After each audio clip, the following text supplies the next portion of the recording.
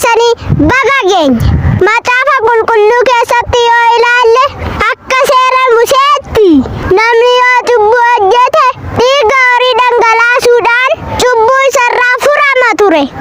Bara sanas namoonni homaa hin qabne waan jiraniif horii qalanii dhiigsanii waan hin qabneef cubbuu isaaniitiin badaa turan.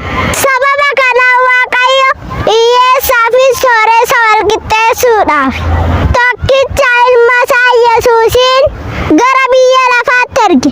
Yesuus immoo balleessaa nama hundumaa fuudhee fannoo irratti xinqarsuu isaatiin cubbuu nama hundumaa duguugee balleesse. Inni hin du'e, hin awwaalames. Guyyaa sadaffaatti garuu awwaala diigee ka'e. Nutis immoo isa wajjin du'a kaaneerra. Asumaan wanta nan isiniin jedhu baga yaadannoo du'ee du'aa ka'uu Gooftaa keenya Yesuus Kiristoosiin isin ga'e. Ormi ajjeesee mo'ee gala. Inni garuu du'ees mo'e. Mootiin ati qabdu mo'aadha.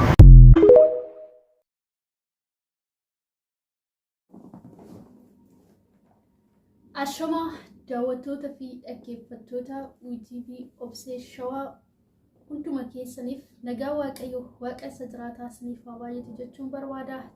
Jirtu jecha arras deebi'ee jira. Mana kiyyaaf araa warra taatan like, share, subscribe gochuudhaan gara mana kootti dabalamaa isiniin jira. Warroonni immoo jajjabeessaa turtan galatoomaa eebbifamaa isiniin jechuun barbaada. Egaa kanattaan suudhaan baga guyyaa du'ee du'aa ka'uu Gooftaa Yesuus Kiristoosiin isin keenya isiniin jedha. Baga keessanii daawwattoota koo. Akkasumallee obboloonni biyya alaaf biyya keessa jirtan hunduma keessaniin baga geessa isiniin jechuun barbaada. Ayyaanni kun ayyaana milkii kan jaalalaa kan guddummaa isiniif haa ta'u kan tokkummaa haa ta'u isiniin jedha. Egaa du'ee du'aa ka'uu yaadannoo Gooftaa Yesuus Kiristoosiin akka bareeda kanatti kunoo dabarsaa jirra. Haa ta'uyyuu malee Gooftaa keenya Yesuus Kiristoos nuyi cubbuu keenya nurraa qulleessuudhaaf gara lafa kanaatti dhufee cubbuu keenya nurraa qulleessee jireenya bara baraa nuuf kennuudhaaf nuuf jedhee dararamee, nuuf jedhee rukutamee, nuuf jedhee dhiiga isaa dhangalaasee, nuuf jedhee fannifamee, nuuf jedhee du'ee garuu du'ee achiin hin hafne du'a moo'ee ka'ee jira. Galanni Gooftaa Yesuus Kiristoos haa ta'u. Guyyaan kun guyyaa addaati nuuf jechuudha. Guyyaa itti fayyina arganne, guyyaa itti jireenya arganne, guyyaa fayyina bara baraatti argannedha jechuudha. Galanni Gooftaa Yesuus Kiristoos haa ta'u. Egaa Waaqayyo bakka abbaan nama dhalche namaan dararamnetti, bakka haatiin nama dhalte namaan dararamnetti Gooftaan nuuf jedhee dararame. Isin eenyuudhaaf hin jenne jechuudha. Dhaloota lafa kanarra jiru hundumarraa cubbuu keenya qulqulleessuudhaaf inni lafa kana dhufe maqaa isaa ulfaatu Gooftaa Yesuus Kiristoos bichaadha jechuudha.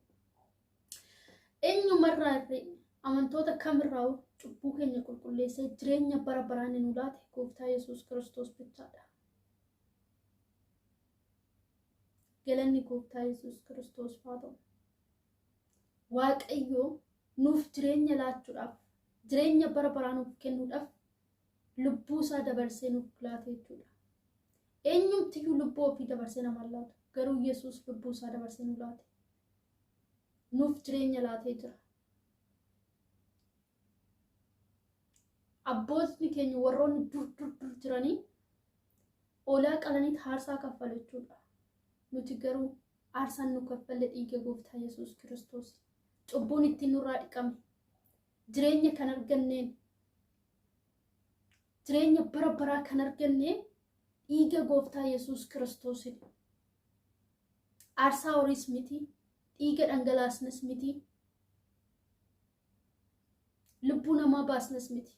Nuti tokkicha isa fannoo irratti nuuf jedhee dhiiga isaa dhangalaase Yesuus Kiristoosiin jireenya bara baraa arganne. Galanni Gooftaa Yesuus Kiristoos haa ta'u. Macaafa qulqulluu keessaa mee iddoo tokko waliin dubbisna. Macaafa Wangeela Maatiyos boqonnaa 28 irraa akkana jedha. Galanni Gooftaa Yesuus Kiristoos haa ta'u. Nan dubbisaa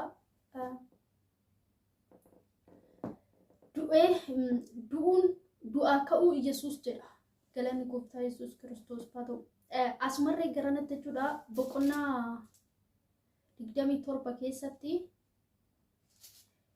Yesuus du'uu isaa anjedhu injira jechuudha. Mee isarraa xiqqoo ishii nu dubbiseetan gara du'aa ka'uu isaatti darbee dubbisa. Galanni Gooftaa Yesuus Kiristoos haa ta'u. Yesuus du'uu isaadha. Guyyaa sa'aatii 6 amma sa'aatii 9tti dukkanni lafa hundumaa irra ture. Gara sa'aatii 9tti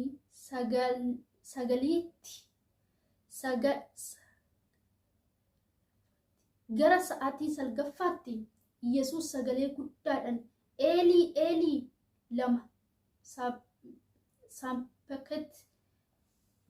sampaket jedhe waammate.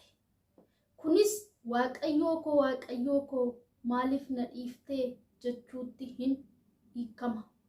Warri achi dhaabbatan keessaa kaan dhagaanii namni kun Eelii Eelii waammataa jedhanii achumaan immoo tokko isaan keessaa fiigee waan achi akka cummuu buqqee haadhaadhaa isa daadhii waynii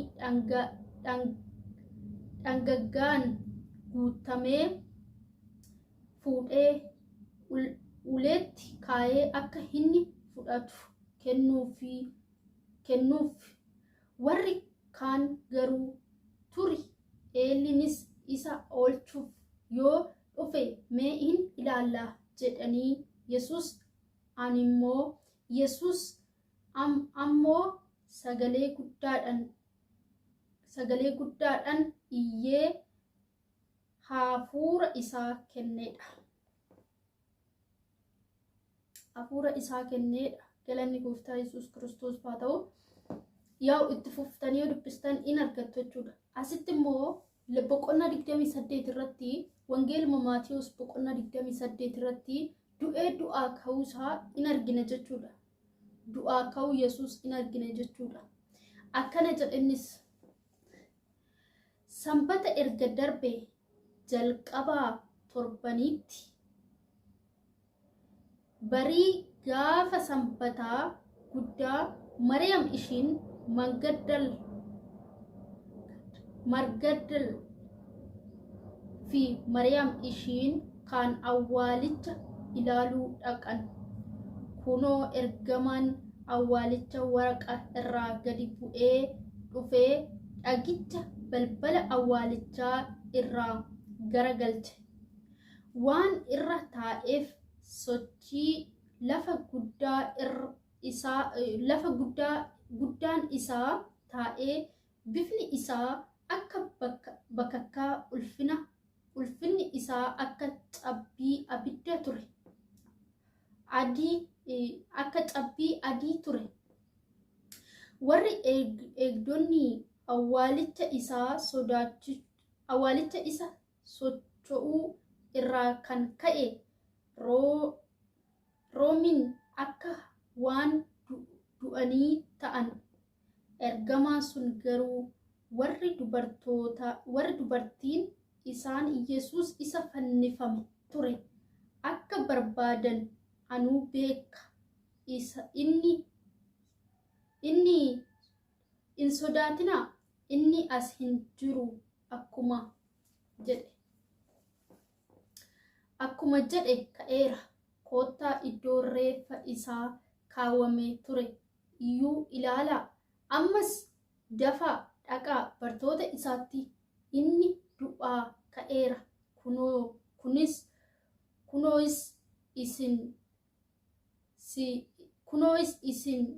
Kunoos inni isin dura Galiilii hin dhaqa, achittis isa hin argattu jedhaatii himaa.